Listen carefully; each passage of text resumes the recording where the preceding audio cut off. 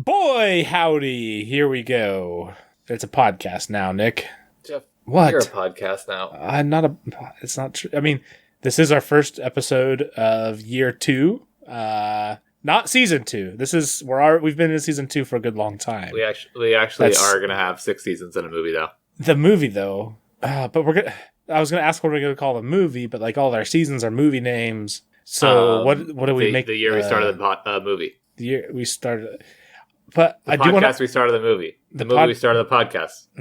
This is all good. Okay. Well, I didn't have anything for the intro or pre-intro. Nick, do you have any? This is garbage. So should we just start the show, or just let's start the show and you decide how much that you're keeping in.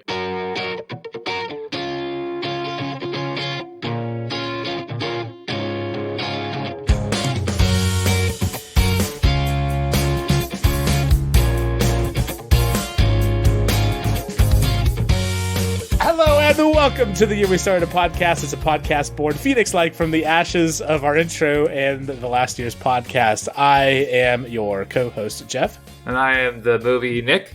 Kick back. That's really good. Thank you, really smooth. Look, we only have like 8 more of them left from this season. So that's sad. I know. Then we're going to have to figure something else out. This is our podcast. We're a couple of friends that are half a continent apart that would like to come together, talk about some of the things that are fun and interesting to us. Nick, hi. Hi. Hi, Jeff. Hi, Effie. Okay, Nick. We sometimes talk about social media and such occasionally on this show. Once or twice. Typically in a slightly like eyebrow raised, little bit curiously suspicious on the productivity and benefit to society in general. Like, would you feel like that's an accurate description?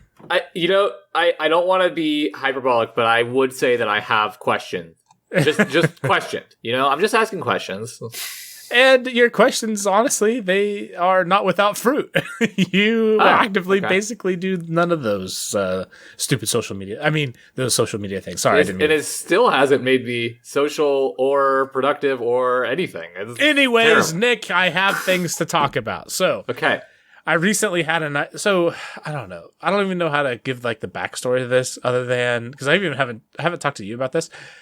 I sometimes have ideas for like little random like side things that I want to try, like that I think are interesting ideas to toss out into the world. Sometimes they end up as registered domain names on Google that I never care about ever again. Sometimes they end up in 53 episode podcasts like this one. Mm-hmm. So like on the scale, like it could land anywhere. But there was like a random so I do data stuff for a living. I've done it for a decade, and I think of myself as a person who's like pretty good at like teaching data, specifically SQL, which is like the main language that you do in data analytics space and stuff. And so like I thought of a cool idea for like man, I don't feel like anybody's doing this well, like as far as teaching this in a way that I think is interesting online, and I think I have a cool idea for it. Not that I had any intention to act on this at all, but I thought like, man, I do have a cool name for this, or at least what I think is a cool name. I mean, it's objective, okay? But yeah, fair. Nope, not objective. It is subjective specifically. I knew what you meant, even though I didn't catch the issue. Thank you. Yeah, go ahead. Thank you for not correcting me. I appreciate you as a friend. But anyways, I did think, like, man, I just want to see like how available this is across different social media. So I like registered the handle across a couple different things. Again, literally, like this was just kind of on a whim, like just like a thing that I think is kind of a cool idea. I don't know that I'll ever actually do it. But then I got messaged by one of our listeners and friend of the show, Brian, who is right. Brian. Yeah, you don't deserve any more recognition that you get from that. You don't deserve any more mention on our show than what I'm going to give you already. But no, he asked me like literally 30 seconds after I had registered one of these handles on Twitter specifically, but it also ended up being Instagram as well. What they were about, and I'm like, how on God's green earth do you know what this is? Like how? What? How do you know? I just registered the handle under my email address. Like it's not like I've gone out and like flipping like added all these like followed all these people And I registered 2 handles that I thought were like relevant to the thing that I very well may never do nothing with. I thought it was an interesting thing. And it turns out, Nick, do you want to guess what had happened? Twitter notified him.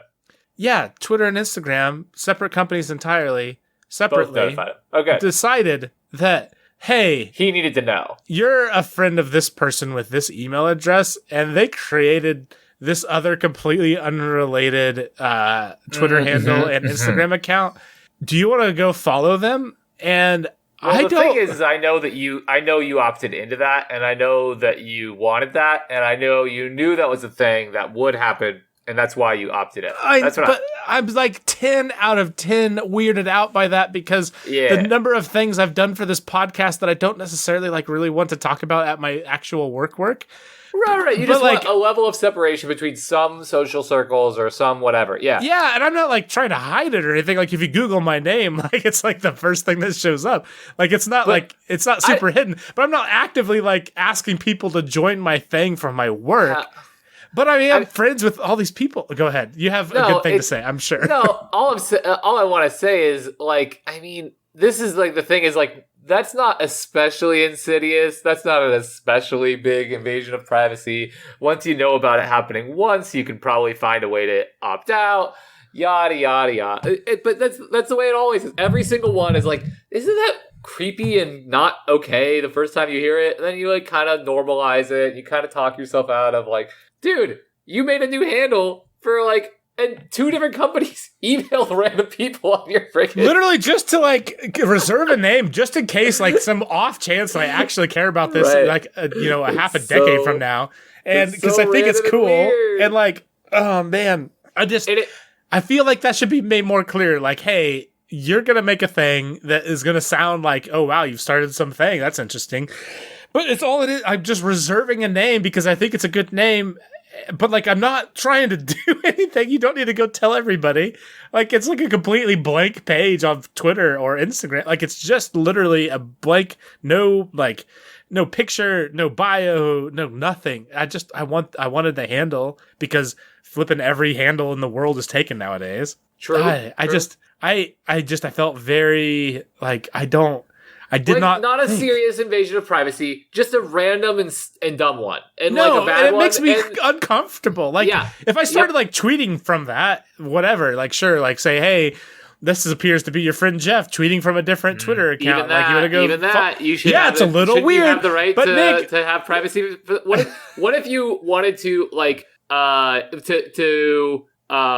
call out something at a workplace, but you weren't comfortable calling it out in a public way, and therefore like you wanted like a private Twitter, but like your boss followed you on your regular Twitter and you didn't know, like not you, but like a random person who was uncomfortable with something that was happening at their own workplace, and so they made a private or a separate Instagram account or a separate Twitter account to tweet about it, to try to raise some kind of awareness or whatever. I don't know, just as a very casual example.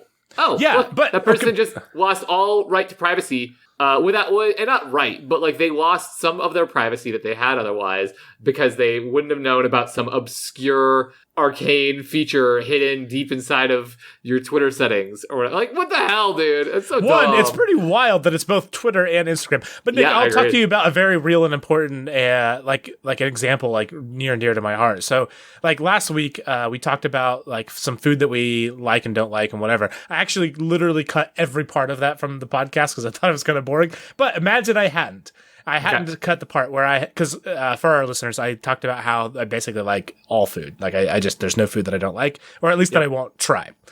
But then imagine like I did that. And then like after that, like a few weeks later, I like registered the Twitter handle at I Hate Tacos. And then like for whatever reason, and then like, our giant following was like, They realized that I had done that, and then now I'm on Reddit about the worst human being ever who lied to all his fans about how he likes all food but he hates tacos. Also, I'm going to now check to see if the Twitter handle I Hate Tacos is a real it shouldn't be taken because everyone should like tacos, and you even exactly. But like, can you imagine the outrage? But all I did was register it. Your example is a little bit fascist. I just want to put it out there. Like it's not a good example. It's not okay. Man. Don't like it. I should check it. but I am in the middle of recording a podcast, and that seems like bad podcasting etiquette, so I won't do that to you. But can you imagine how bad that would be? And I don't know, it's very weird to like register hypothetical Twitter things that you would like to be like just like the owner of, and then that just be broadcasted to people on unrelated Twitter accounts or Instagram accounts. Like, I don't know. That's very weird. I didn't do anything on them. I just wanted the handle, and here we are. Note to self: use separate email addresses for all your Twitter things. I don't know. It's very weird. Because like the weird thing about it is too, like if you use the same email address, I think this might not be true. I think you could just like swap between them on Twitter, like what one you're posting from. But I think if you use different emails, I think you have to do different. Like you have to log out. I don't know. Maybe that's not true. I might cut that out because I'm not sure at all. Yeah, I wouldn't know honestly. So I'm so surprised to hear that you wouldn't know. Okay, Nick. I want to do a quick This Week I Hurt Myself. And, please, let me in your world. Okay, and Nick, this is like we've done lots of random segments on our show. Once or twice. But this one by far has been the golden child of actually being one that we cannot ever stay away from. Like honestly, in most ways, is the most consistent recurring segment on our show and most recurring stable part of our show, like segment aside. Sure. And so I don't know. I've thought maybe we need to do an intro to This Week I Hurt Myself. Does it deserve an intro yet? Or that's the kind of artistic that I fail at the most. Like that's the worst kind of like thing to add. Like I don't know. I can't picture what it would be like. I'm sorry. Well, that's why I do the edits, I guess. Okay, so let me paint the picture here, paint the scene. So do you and Jen, like, do you guys ever do like formal, like pictures, like when you like got married or like when we got married or engaged and engagement? Yeah, we've got wedding photos and engagement photos. Yeah. Have you done anything outside of that ever? No, I hate photos. I feel so hate awkward. Photos so bad. Thank you. It's the worst. I hate photos so bad.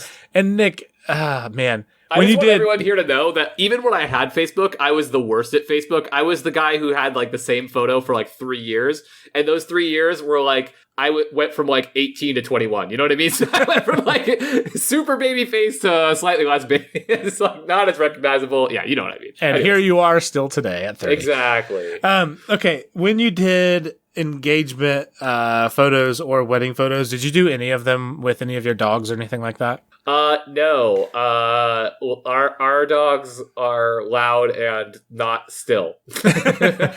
Okay, so I agree with that as like a thing that you should not do because it would be terrible. It is slightly more socially expected to do the picture thing with your kids as you get older. That makes sense. But I do not think it is any more of a controlled environment. It's just everyone knows, like, yes, the 4-year-old's going to be sick of it after they're going to get in 3 shots. It is literally like, I would pay so much money if I could drug my kids to somehow look at a camera for more than 4 milliseconds at a time. And certainly if I could get them to look at it at the same time, like heaven forbid. Anyways, so like picture day, we do it like every 6 months or so. Just, you know, to document the kids getting bigger, and that's what you're supposed to do as parents or whatever, I guess. But, I like the whole day is so stressful. I hate taking pictures. I hate trying to get my kids to be good, like to look at the camera. Like the whole thing is stressful. But like one of the things I feel like I can control is like, okay, what am I going to wear? So I don't have to worry about that part. Like I have to worry about what the kids wear, how the kids act, that the kids are fed so they're not angry, like, or hangry when we're trying to take pictures. Like there's lots of things I just try to control to make it as terrible as possible. But this week, Nick, we weren't exactly sure what we were going to wear, and I was trying to find a particular shirt once my wife and I had picked out like what we were going to have the kids wear, like we could just pick out from what we're going to wear. I could not find the shirt that I was looking for the life of me. Like I looked I just had seen it not long ago, and I don't know if it was like in the dirty clothes or if it was in the dryer or if it was like hanging up. And I was like looking around, like, and then we were going over to our parents or something like that beforehand for something, I can't remember what, but we were kind of in a hurry. And so like I'm kind of like rushing around. Like I'm checking the dryer, I'm checking our clothes, and then I'm checking our dirty clothes, like we have like a little clothes hamper thing. This is the sort of stuff, like, I don't know if anybody actually realizes, like, how adept I am at hurting myself. But, Nick, it is really bad. And I want you to know that, like, I've thought about this, that, like, there's a like, an archetype of man where we find new inventive ways. And it's like, are you a generally coordinated athletic person? Well, that goes out the window as soon as something that could hurt you is in the vicinity, especially if it could hurt you in a creative way that would really take a lot of effort. And I respect the grind, dude. I respect the hustle. Okay, I'm going to send you a thing, because, like, I feel like you need to understand. And, like, honestly, this was, like, 4 days later. But I sent you a text just now. This was me reaching into a laundry basket. I don't know. It's a plastic laundry basket, no less. And this is like when it had already healed. Like it bled so much. Like, are you seeing the picture? Oh, I do. Yeah, in reality, Nick, that is like a 4-inch gash that was like bloody, like an hour before we were supposed to go take pictures. This is after it healed a little bit, but like it's not insignificant. And it was like off of like some tiny little like burr on the side of the plastic laundry basket. And like I like turned my arm into like a thing that had looked like it has been grazed against a knife. Like I have no idea. How do I do this? I'm just looking for a shirt and I like cut half my arm off. I have no good answer for how you did this. I have no good answer. This is really quality, Jeff. This is really quality. It looks, honestly, I felt like I couldn't really do it justice because it actually doesn't look nearly as bad as it does in real life. I told my son, he asked like what had happened. Like I showed him my cut. He's like, oh my gosh, what happened? And I'm like, I got scratched by a cougar. And his eyes got like so wide. He was like, and I'm like, oh my God. I scratched it on our laundry basket. That's the kind of thing that I do wish I had kids for. Is not for any like good reason. I want to be able to give my kids like the fantastic, like the 5-year-old stage where they like don't know anything. My dad used to tell me that he like practiced this shot with Michael Jordan or stuff like that. And I would be like, really? He's like, yeah, let me just call up Michael Jordan real quick. I'll call up him and Shaq and we'll play some basketball. Like, that's fantastic. That's the kind of lie I need in my life. It is really funny because like 100% believe me, and was 100% terrified that like that could happen to him. Like, oh no. I didn't know this was something I should be scared about. This is terrible. But no, I don't know how you do that though. But yeah, this week I hurt myself. Or whatever you do on the intro. I crashed into my friend on a new like super gnarly trail this week because he just like stopped at a part that I wasn't going to be able to stop at, and then like deer in the headlights, and I like crashed into him, which no big deal. I didn't get, that's my point. Is I was on a crash because of somebody else's thing, and my arm already lost the scab, and that was on Thursday last week. So I just want to let you know that you cut yourself worse with a with a laundry basket, plastic laundry basket, than I did with a mountain. I take that as a compliment. Thank you. Yeah, you know, a badge of honor. Game recognized game. Okay.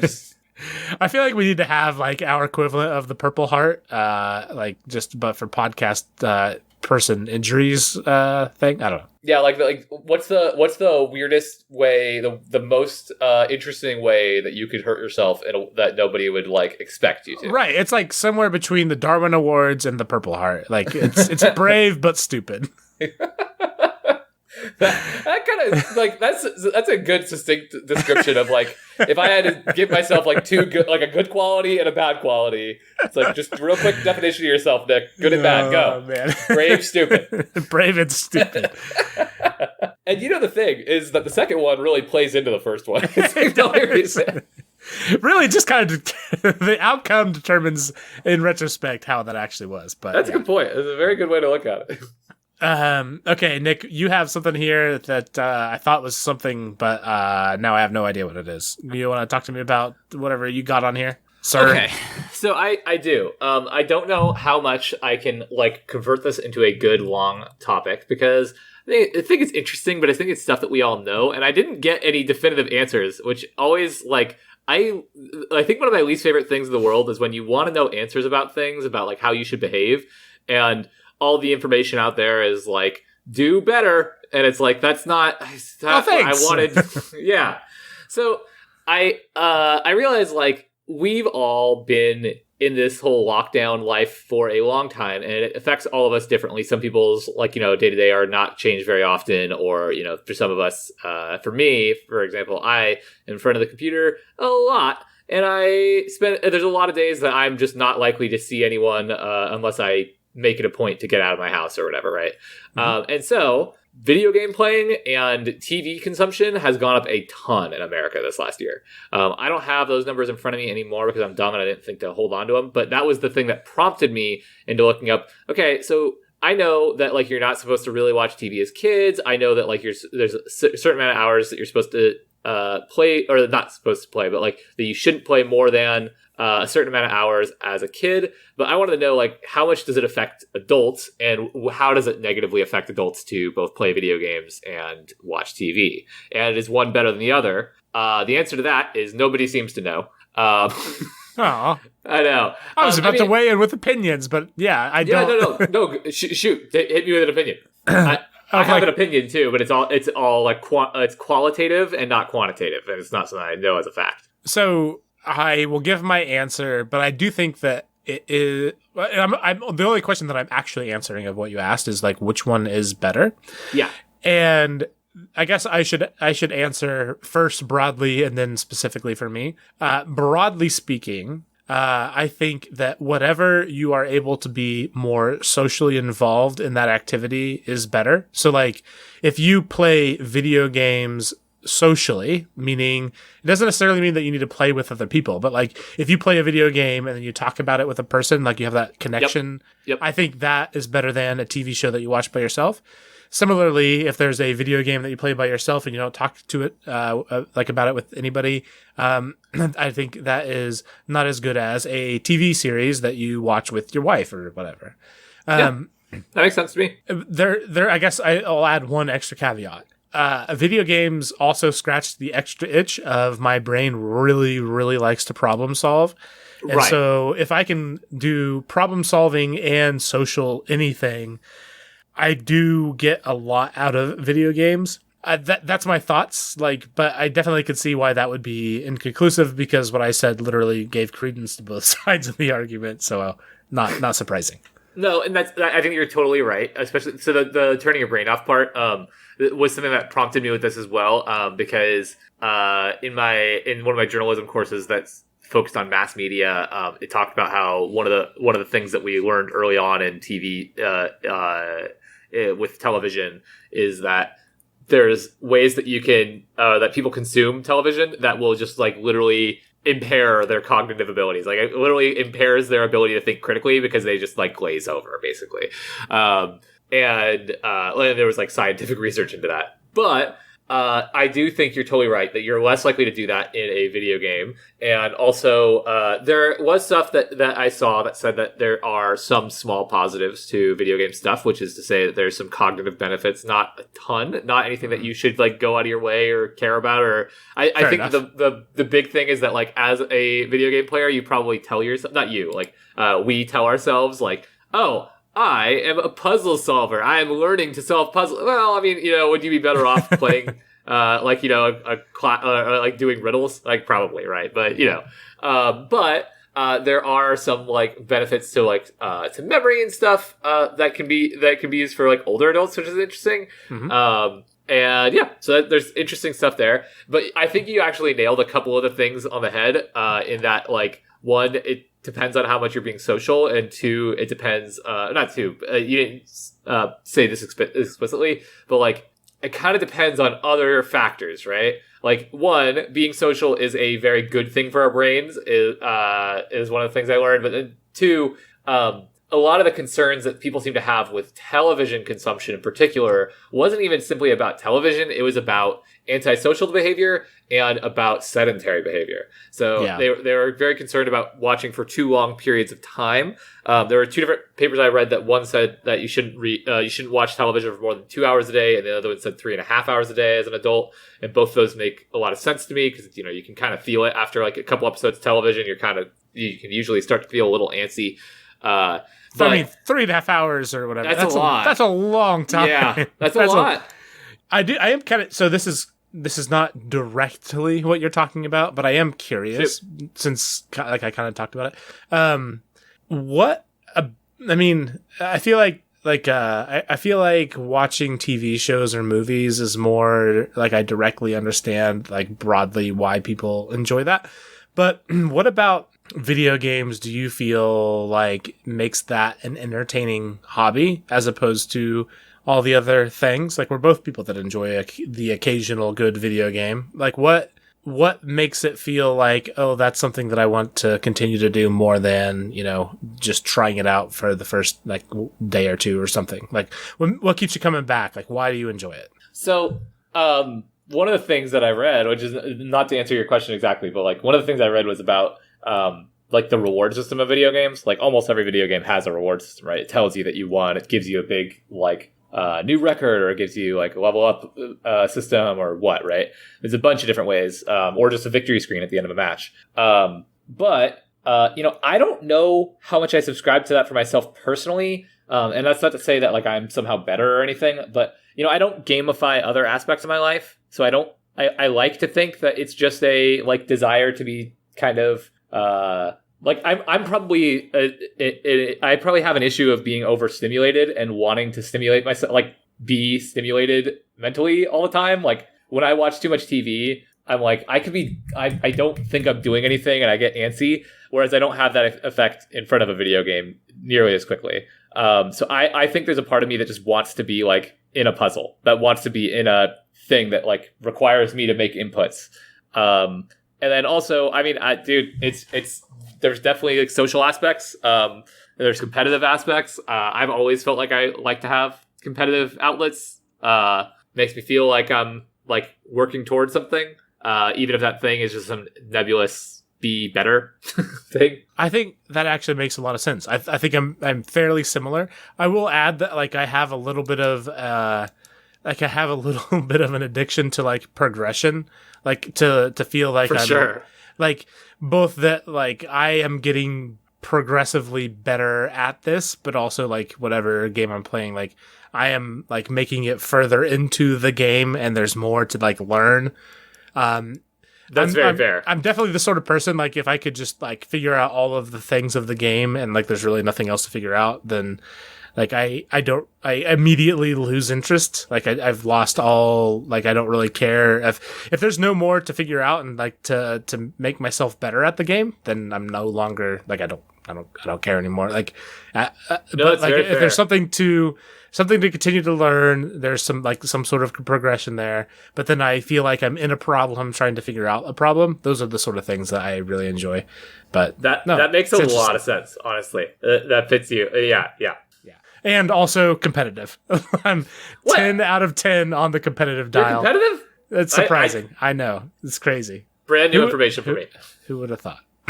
For our listeners, Jeff and I once had a competition where we like did this for like an hour or two of this this website that logs how many key presses you can make a second, and so we literally were competing for like an hour over who could mash their keyboard the fastest. So just putting it out there into the world.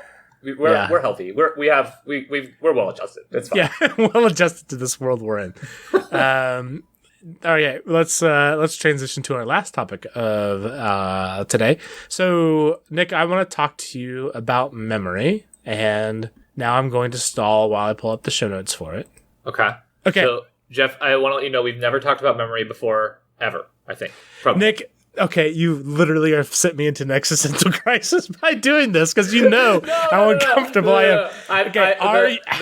How sure? I'm going to start scrolling through our backlog. Have we actually not talked about memory? Like we've probably talked been about passing. memory. So we talked about memory in weird different ways all the time, like all over. But the memory one that I was referencing was the memory as it relates to songs. If you remember, like from one of our very first episodes. But okay, I swear I was just messing with you. No, but you'll understand why.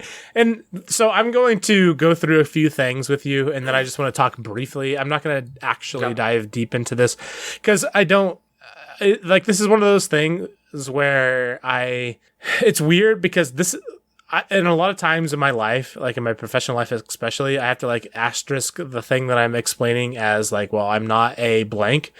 I actually do have a degree in psychology. So like I do, and like I did study these things. This is not just me Googling things as opposed to like what our normal thing is. Thank you. But yeah, like it's not just a thing that I like. Much of what we do is like I get curious about a thing, you get curious about a thing. We go down the Google rabbit holes, we find interesting things, take notes, condense it, etc., and boom, there's a topic for the day.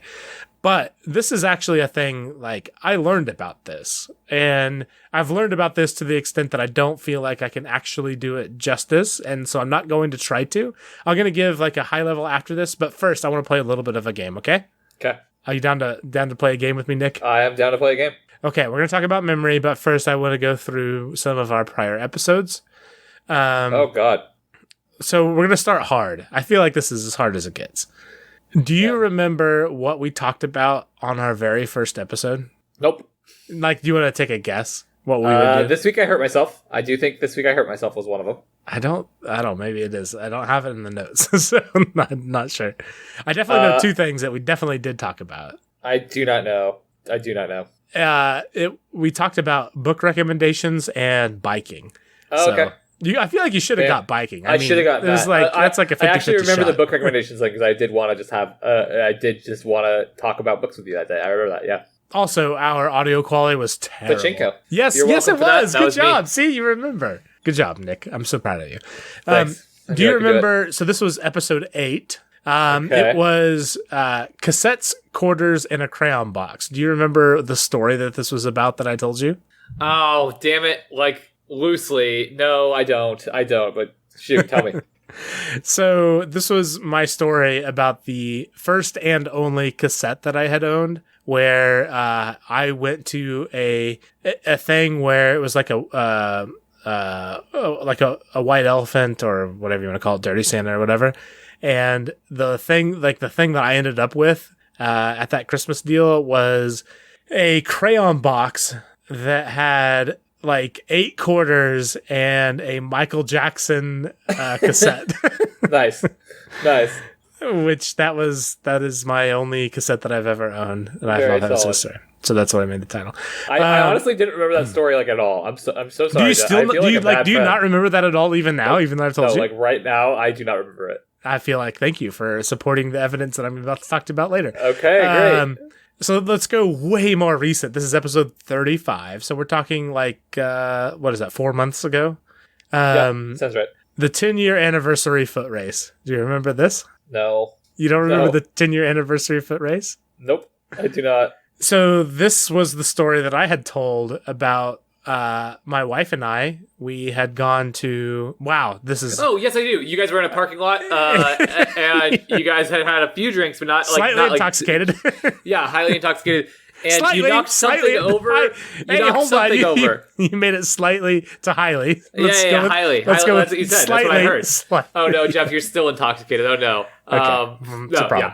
Yeah. Okay, but anyways, so we had a foot race. Yes, you had a foot race. Something got knocked over in this. You hurt yourself somehow because you were, of course, competing with your wife over who was fastest on your 10-year anniversary. That's all I remember. Oh, and I think it was you saw a camera in the too, right? You were afraid. Yes. So basically, what it was, there was a bunch of concrete a parking lot that had been recently finished, and they had all these poles that were set up. They were basically like concrete inside of orange traffic cones, and we did our little stupid foot race, but we were running into the sun, and you could not see the chain that was between those those cones. And like sprint, I won. Right. I won. Not to brag, I won, but I did sprint directly through one of them. And completely you wiped out. Is why Carmo says. But yeah, like I ripped, knocked over a good number of them.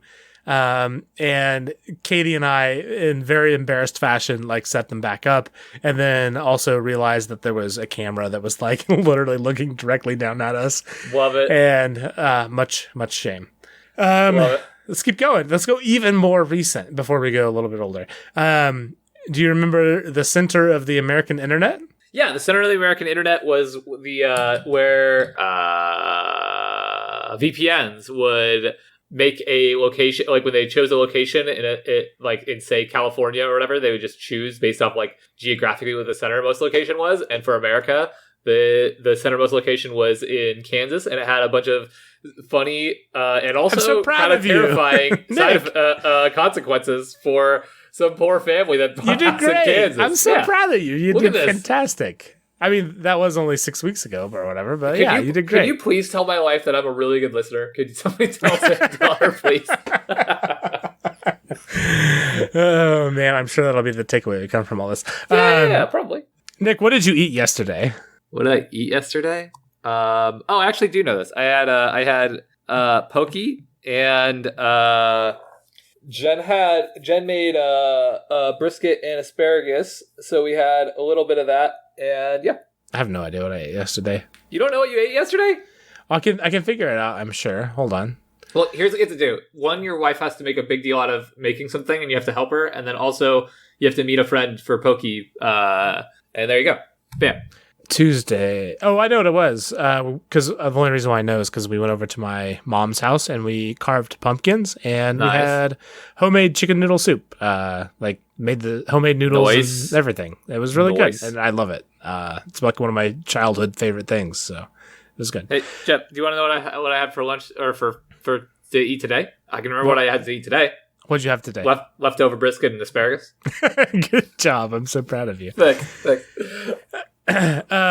Okay. What I want to talk about is how weird our memory is, specifically like how confident we are about our memory compared to how accurate it is. Oh yeah, for sure.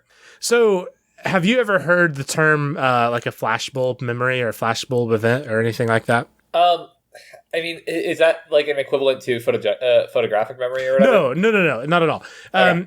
This is the part that I actually remember from school, which is there was a theory that if you had a very dramatic thing, such as like Lincoln being assassinated or JFK being assassinated or whatever, like there was a theory that was basically you would like very, very specifically remember whatever it was that was happening when you found out that had occurred. Like, does that sound plausible? Like you had some traumatic thing, you would really, really like strongly remember whatever it was that was going on at that time. Yeah, like that you found it out. It sounds plausible, but I feel like that's giving us too much credit. Yeah, I do feel like I'm leading you a bit. I know, and that's the nature of like this whole the questions too. I apologize. I didn't mean to take the wind out of the sails. But it totally sounds. No, you're 100% right. But it totally sounds like how it should work, right? I barely remember like finding out about 9/11. I bet you probably don't super remember much about that at all. Like, or do you remember much at all? What I remember is I came downstairs. Like, so it was very early here, right? I came downstairs and my mom was watching TV about it, and she was like shook, and she said, "You guys are staying home today," and that was like basically it. That was like basically all I really remember, because I would have been like 9 or about to turn 10. So like that's what I remember. Very like pretty much that. Yeah, she was shook. Mine feels very similar to that. I don't feel like as specific. But I don't know if that's just because I've also gone through and read all this stuff about all these things. The thing about it is, we typically end up feeling very, very strongly about how we remember flashbulb events, like things that were very traumatic, either to us or to a family member, or were like culturally significant, etc. Right. And we find those like super like there's lots of like theorized reasons why we find those like things that we should feel like we definitely know whatever it was that we were doing whenever we figured that out, or we remember the details of that event, because like one of the examples that gets given is like if you had a family member die or a family member go through cancer or whatever, like you would very much feel like you should remember all those events very, very strongly. Like you should remember when you figured out somebody that you loved had passed away. Like, you should remember all those things around that. You should remember when you found out that somebody was in a car wreck and was in the hospital. Yeah. You should remember all those events.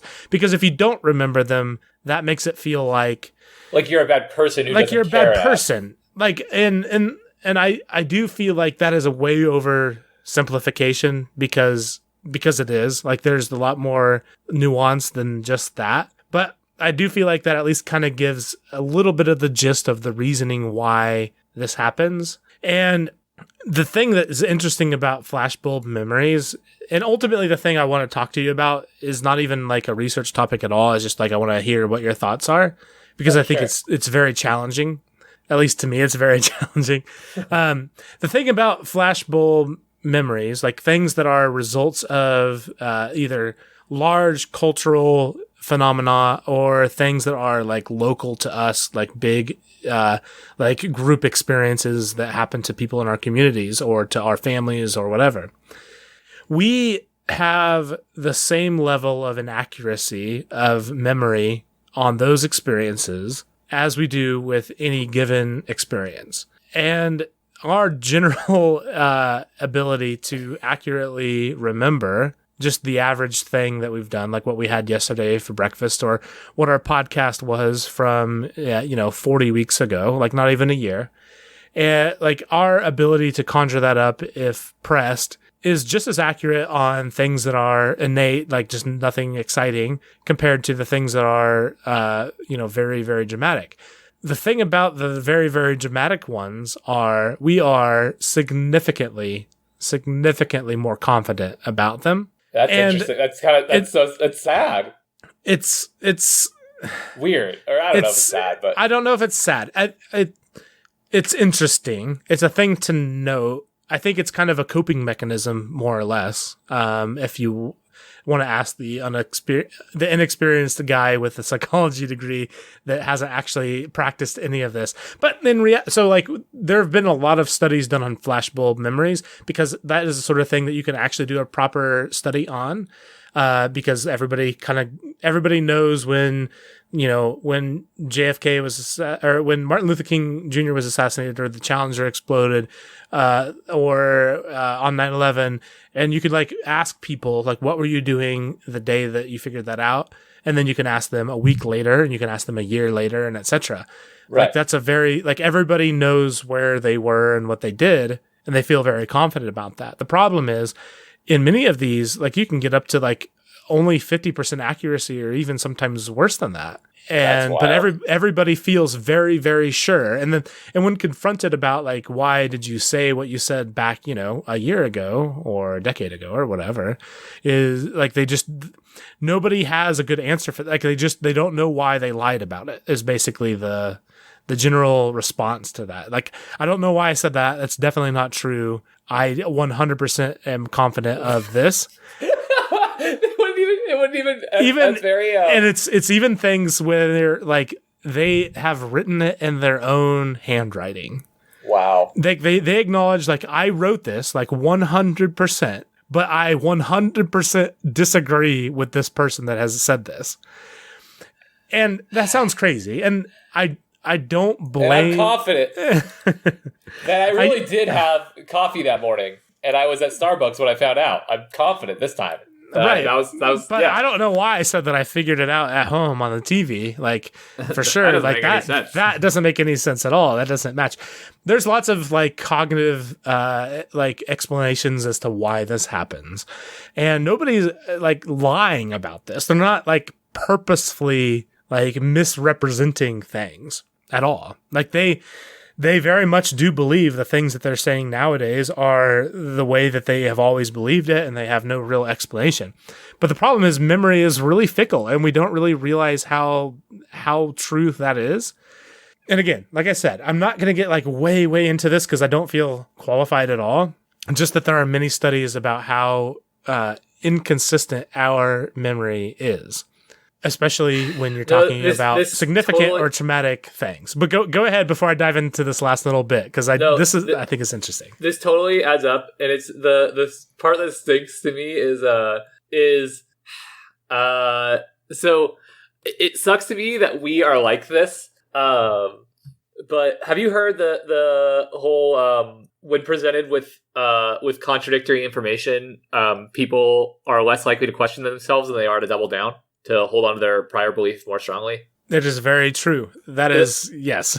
It's like, dude, the prior information, the conflicting information here is yourself. It's your own memory that is the conflicting source of it's so hard, man. That's it. Like, it's sad to me because I wish that we were more like willing to be open to new ideas and new thoughts and new and just the idea that we're wrong. Like everybody, or not everybody, I try to be positive about when I'm wrong because it's like you tell yourself that it means you're learning something. But I'm sure I also am fallible to these same kinds of issues.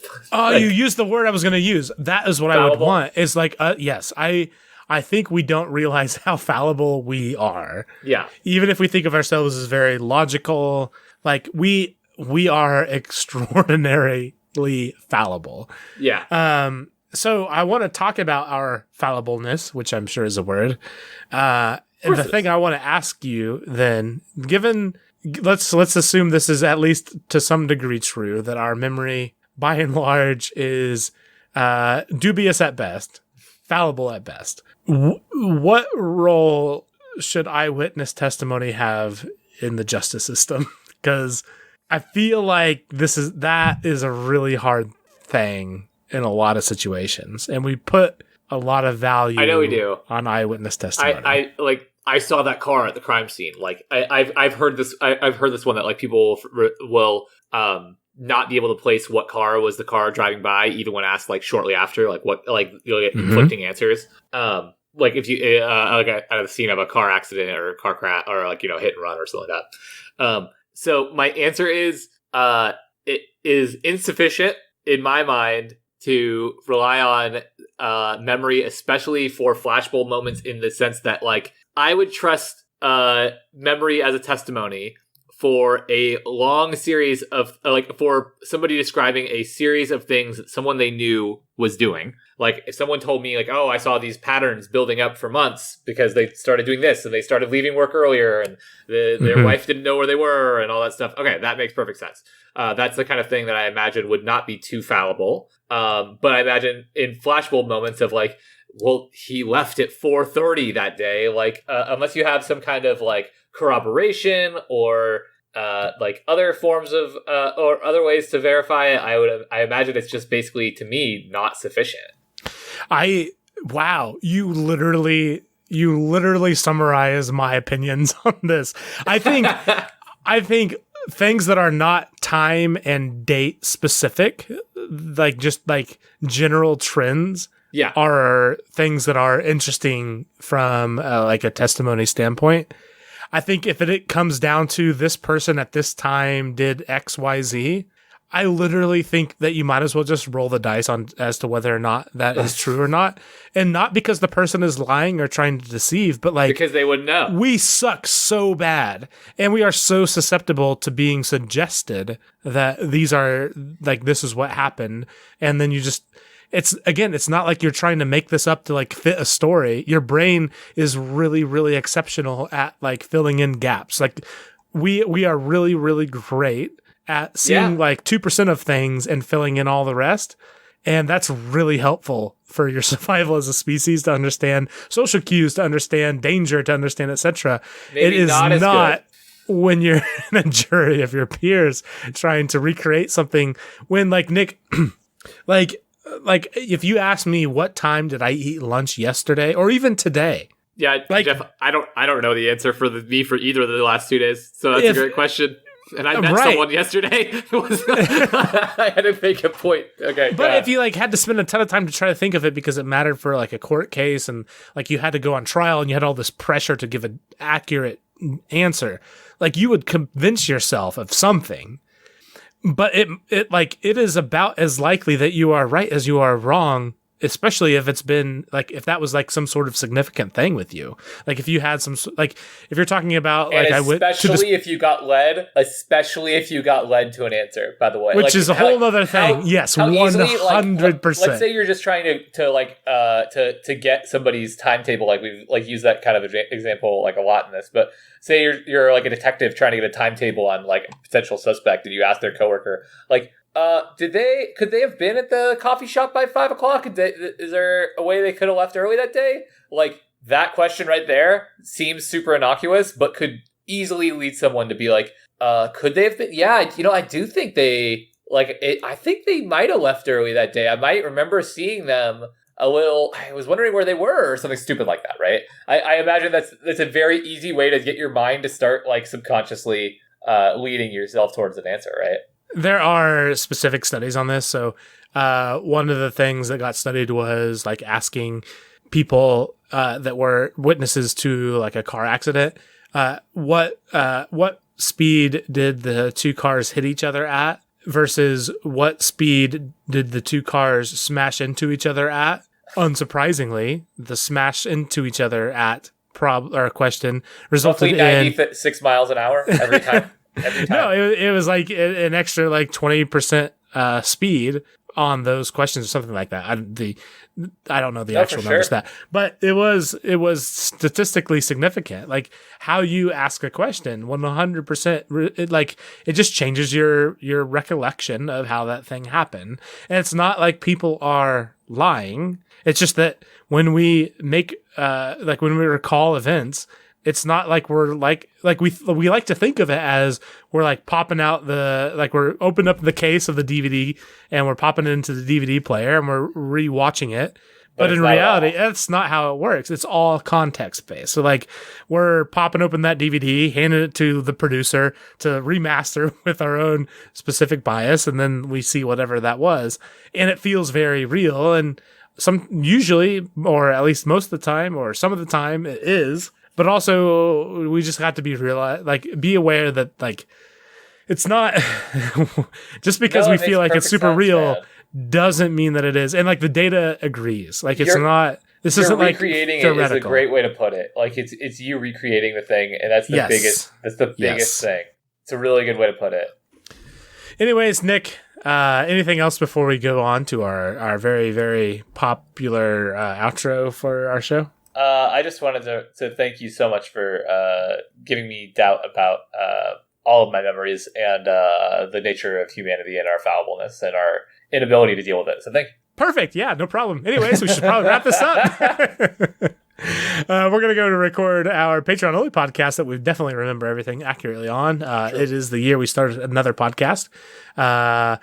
Man, I'll be honest, we were supposed to talk about NFL stuff this season, and last week it was quite limited / non-existent, and I'm not so sure we're going to talk about the NFL stuff this week, but I promise it'll be at least something mildly entertaining. That's a glowing endorsement. Glowing endorsement. But if I remember right, you can check that out at patreon.com/TiWasApp. You can also find us at TiWasApp on Twitter, Facebook, Instagram, TikTok, and YouTube. And you can find all of that at TiWasApp.com. Oh, man. Nicholas, thank you for potting with me. You're welcome, Jeffrey. This has been the year we started the podcast. Thank you all for listening.